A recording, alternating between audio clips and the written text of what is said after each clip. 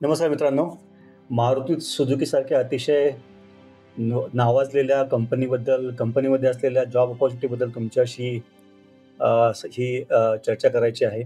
तुम्हाला माहिती आहे मारुती सुझुकी हा आपल्या भारतीयांचा एक जीव की प्राण आहे. अगदी सुरुवातीच्या एंट्री लेव्हल कार्सपासून मारुती 800 पासून ते अगदी विटारा किंवा मध्ये किजाशी वगैरे लॉन्च झाल्या होत्या. या सगळ्या रेंजमध्ये मारुतीने ज्या प्रकारे भारतीय मार्केटवर राज्य केलेलं आहे त्याच्याबद्दल आपल्या मनात काही शंका नाही आहे. त्यांच्या वेबसाईटवर नुसार त्यांनी आत्तापर्यंत जवळ-जवळ 2,99,99,971 कस्टमर्स सर्व्ह केलेले आहेत. म्हणजे एवढ्या गाड्या त्यांनी विकलेल्या आहेत. त्यातले 14.75 लाख कार्स प्रत्येक महिन्याला सर्व्हिस केल्या जातात आणि 3,500 पेक्षा जास्त शोरूम्स त्यांची आहेत. याच्यावरून तुम्हाला या या कंपनीचा जो अवाढव्य पसारा आहे तो लक्षात येतो आणि आजचा जो व्हिडिओ आहे तो या कंपनीमध्ये असलेल्या एका जॉब अपॉर्च्युनिटीबद्दल आहे. तर ही जॉब अपॉर्च्युनिटी तुमच्याबरोबर शेअर करण्याच्या आधी तुम्हाला माहिती आहे, मी करिअर अगदी फ्रेशर्सपासून पुढील 30-40 वर्षामध्ये पहिला जॉब मिळाल्यानंतर पुढच्या 30-40 वर्षामध्ये आपल्याला काय-काय करावं लागतं याच्याबद्दलच्या चर्चा आपण माझ्या YouTube चॅनलवर करत असतो. आणि हा माझा YouTube चॅनल आहे तुम्हाला माहिती आहे आणि इकडे मी जॉब अपॉर्च्युनिटीज बरोबरच बाकी करिअरशी निगडीत ज्या काही समस्या किंवा अनुभव किंवा ऑब्झर्वेशन असतात, निरीक्षण असतात ते सगळे शेअर करत असतो. माझी तुम्हाला रिक्वेस्ट असेल की तुम्ही या YouTube चॅनलला सबस्क्राईब करा, लाईक करा, कमेंट करा, शेअर करा जेणेकरून ह्या ज्या नवनवीन संधी येतात रोजगाराच्या किंवा बाकीचे विषय जेव्हा आपण मांडतो त्याची सगळ्यात जास्त लवकरात लवकर माहिती तुमच्यापर्यंत पोहोचू शकेल. तर ही एक रिक्वेस्ट असेल. Coming back to our topic. आपला टॉपिक आजचा आहे की मारुती सुझुकीमध्ये असलेल्या ज्युनियर इंजिनियर ट्रेनीची भरती चालली आहे.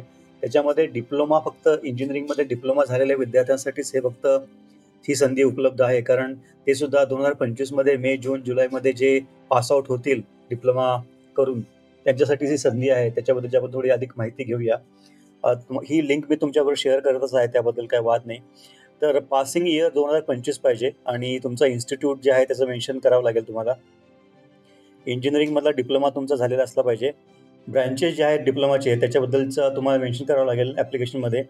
60% पेक्षा जास्त मार्क पात्रता जी आहे या जॉबची, तुम्ही जे 10वी-12वी केली असेल तर किंवा डिप्लोमा डायरेक्ट केला असेल तर आणि 12वी नंतर डिप्लोमा केला असेल तर 10वी-12वी आणि नंतर डिप्लोमा याच्याबद्दलचं ॲग्रीगेट जे आहे ते 60% जास्त पाहिजे. म्हणजे CGPA हा 60% इक्विव्हॅलंट असला पाहिजे आउट ऑफ 10.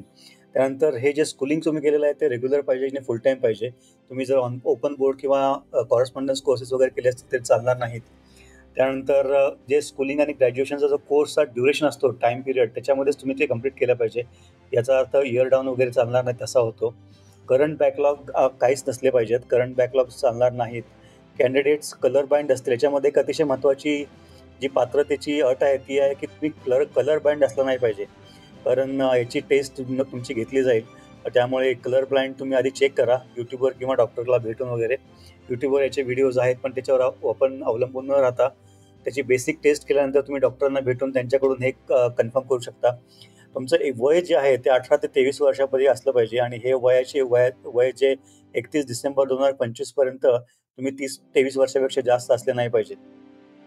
कॅन्डिडेट्स तुमचं सिलेक्शन झाल्यानंतर भारतामध्ये कोणत्याही ठिकाणी तुमची पोस्टिंग केली जाईल आणि रिक्वेस्ट तुम्ही जर केली की मला हे पोस्ट चेंज करून द्या तर ती एंटरटेन केली जाणार नाही हे त्यांनी क्लिअरली लिहिलेलं आहे. याचं जे लोकेशन या जॉबचा जो ID आहे तो 33,422 आहे.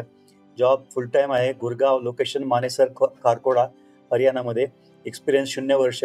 9 जानेवारी 2025ला ही जॉब पोस्टिंग उपलब्ध झालेली आहे. तर हे सगळं करत असताना ही बेसिक इन्फॉर्मेशन आपल्यापर्यंत पोहोचलेली आहे. याचं जे पगार किंवा तुमची जी सॅलरी असेल ती इंडस्ट्री स्टँडर्डनुसार असेल, पण माझा अंदाज असा आहे की तो 2.5 लाख ते साधारण 4 लाख वर्षाचे याच्या मध्ये असावी असा माझा अंदाज आहे. आणि जर तुमचे कॅन्डिडेचर खूपच स्ट्रॉंग असेल तर तो 4.8 लाख एका वर्षाचा इथपर्यंत पण जाऊ शकतो. पण हा एक अंदाज आहे. याच्यामध्ये कोणतीही कन्फर्मेशन या ॲडव्हर्टाइजमध्ये दिलेलं नाही आहे, हे आपण लक्षात घेतलं पाहिजे. ह्या हे जे फॉर्म भरताना अकॅडमिक डिटेल्स भरणं मॅन्डेटरी आहे आणि डिप्लोमा केलं असल्यामुळे डिप्लोमाचा पण फॉर्म आपल्याला भरायचा आहे. हे जे ॲप्लिकेशन आहे ते असं आहे, तुमचा first name, middle name, last name, email I D हा ॲक्टिव्ह द्या. म्हणजे जेणेकरून जी काही इन्फॉर्मेशन मारुती सुझुकी तुम्हाला देईल त्यानुसार तुम्हाला स्वतःचं इंटरव्ह्यू किंवा एक्झाम वगैरे सगळं कंडक्ट करता येईल. त्यानंतर फोन नंबर पण ॲक्टिव्ह द्या.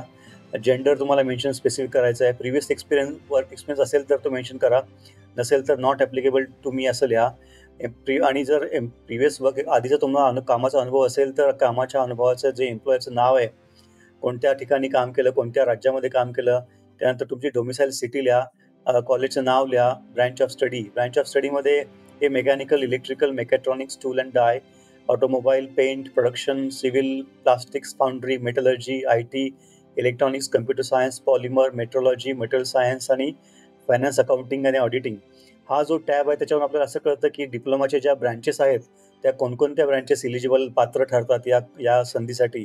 त्या परत एकदा सांगतो मी.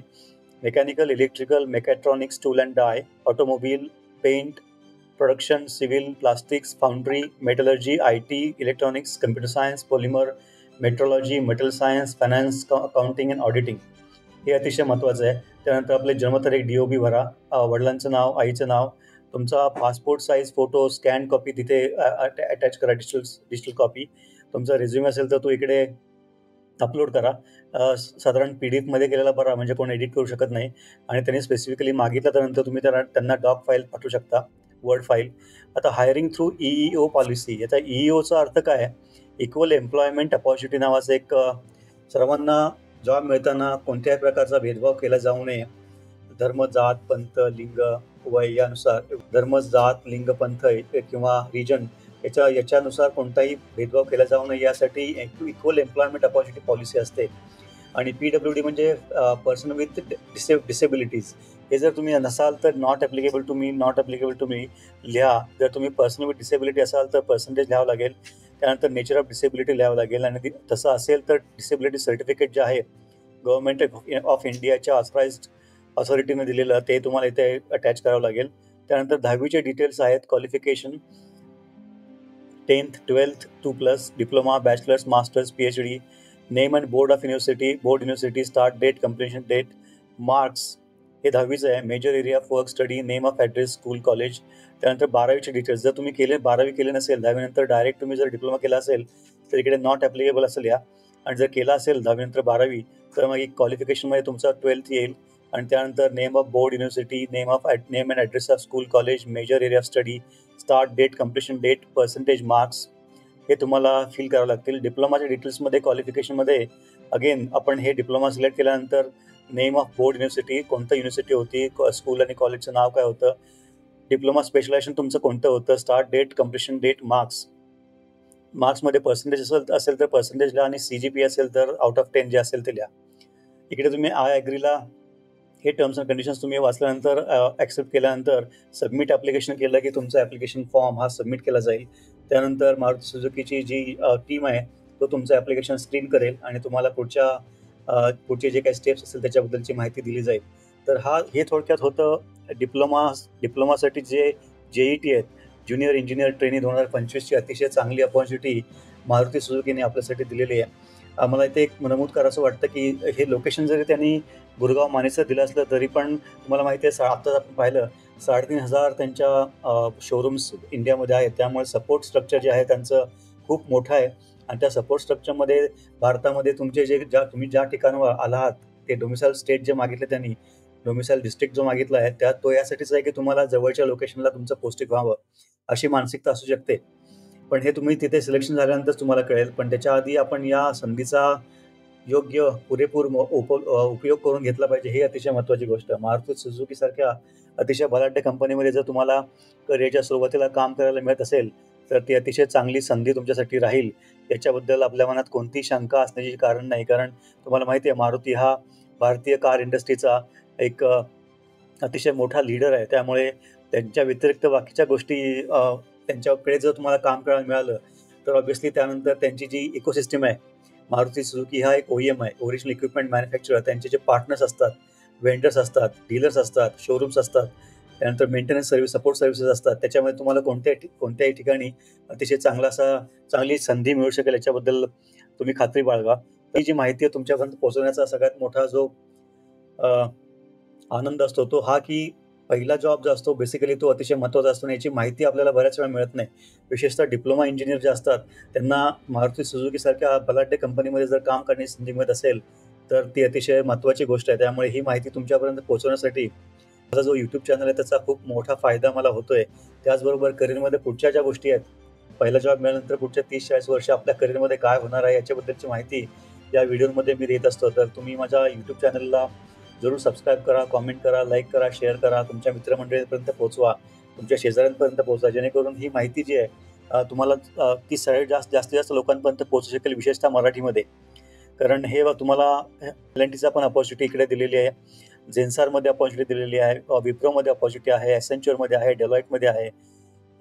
हे सगळं जे आहे त्याची माहिती तुम्हाला TCSमध्ये आहे. या सगळ्याची माहिती तुम्हाला या YouTube चॅनलवर मिळणार आहे. त्यामुळे YouTube चॅनलला सबस्क्राईब करा, कमेंट करा, शेअर करा, लाईक करा. कारण जेवढ्या लवकर ही माहिती फॉर एक्झाम्पल ही जी अपॉर्च्युनिटी आहे ती 9 जानेवारीला लॉन्च झालेली आहे. ती आपल्याला आत्ता मिळते. म्हणजे आपण लेट झालो असलो तरी संपलेलं नाहीये. त्यामुळे तुम्ही इमिडिएटली ही जी माहिती आहे तुमच्यापर्यंत पोहोचण्यासाठी तुम्ही चॅनलला सबस्क्राईब करणं अतिशय महत्त्वाचं आहे. जेणेकरून तो व्हिडिओ जेव्हा अपलोड केला जाईल, पब्लिश केला जाईल, तेव्हा त्याची सर्वात लवकरात लवकर ती माहिती तुमच्यापर्यंत पोहोचेल. तर अशी ही त्यासाठी सबस्क्राईब करणं महत्त्वाचं आहे. मला आशा आहे की तुम्ही या अपॉर्च्युनिटीचा पुरेपूर लाभ घ्याल आणि पुढच्या यासारख्या अनेक अपॉर्च्युनिटी आपण ज्या पुढे येणाऱ्या दिवसांमध्ये शेअर करणार आहोत त्याच्याकडे पण लक्ष ठेवा. धन्यवाद.